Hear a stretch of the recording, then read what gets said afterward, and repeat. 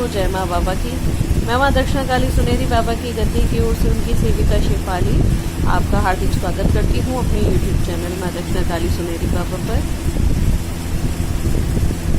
जन्माष्टमी है, आप सभी स्वस्थ होंगे, व्यस्त होंगे, मस्त होंगे। आज ठाकुर जी का जन्मदिन है। वीडियो जब तक अपलोड होगा तब तक तो जन्माष्टमी शुरू हो जाएगी। आप लोग जब वॉच करेंगे तब शुरू हो जाएगी।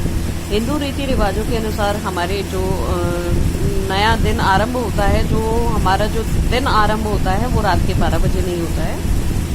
वो नया दिन तब आरंभ होता है जबकि सूर्य की पहली किरण धरती पर पड़ जाती है, तब हमारा नया दिन आरंभ होता है। तो वो लोग जो रात को 12 बजे ये कहकर के अगला दिन शुरू हो गया है, ठीक है, तो हम लोग अंग्रेज नहीं है ना,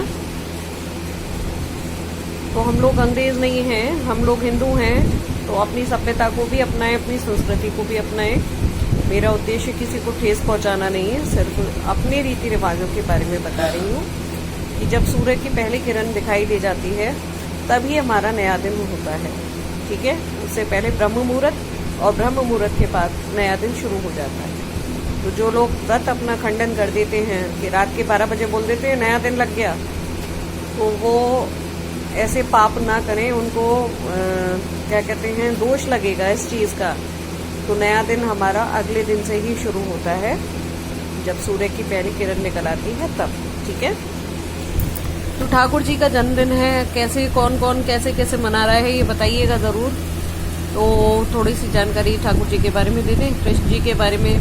आज के दिन भादो कृष्ण पक्ष अष्टमी को मध्यरात्रि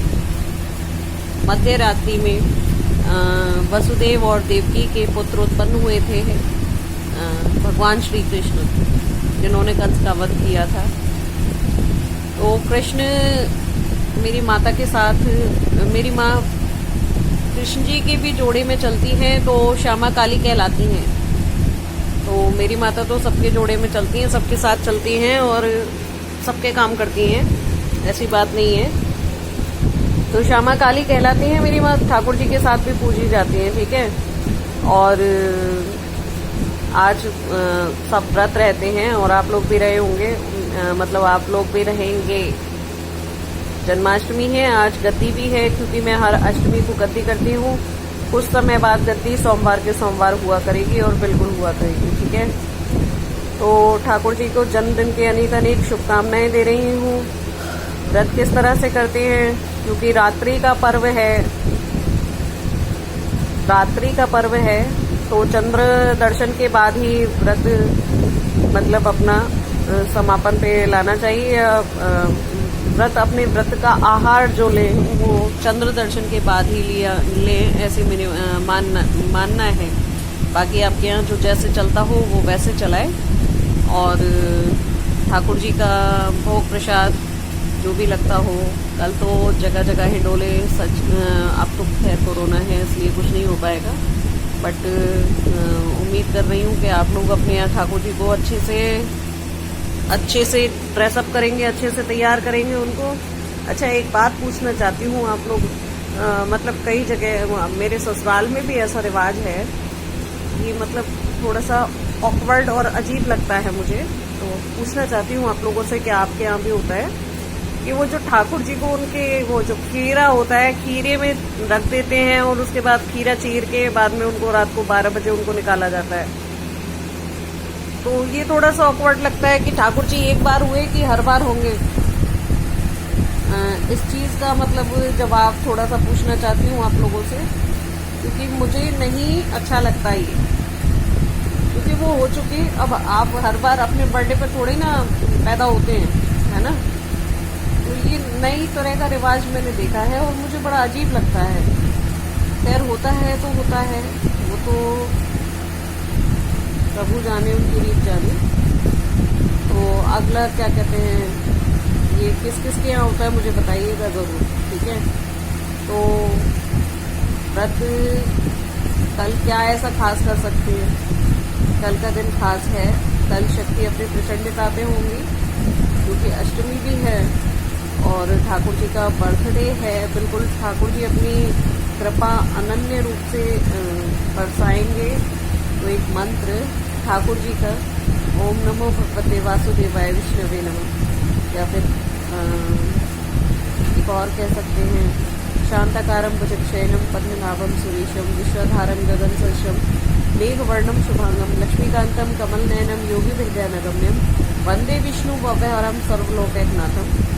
ये पढ़िएगा, 108 बार पढ़े तो और अच्छा है। अभीष्ट की सिद्धि होगी।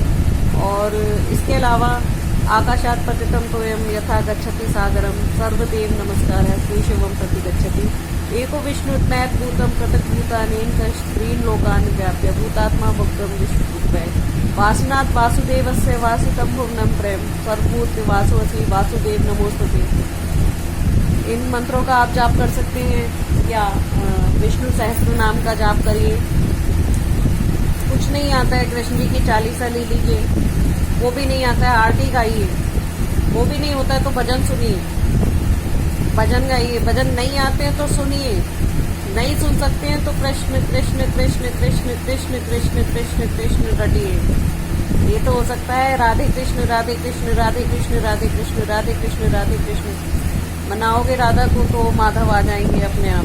ठीक है, तो छोटा सा वीडियो बनाया आप लोग के लिए, क्योंकि जन्माष्टमी है। बाकी सब तो सबको पता है कि क्या होता है, व्रत का फलाहार ही लिया जाता है, रात्रि में ही व्रत को समापन किया जाता है, रात में ही।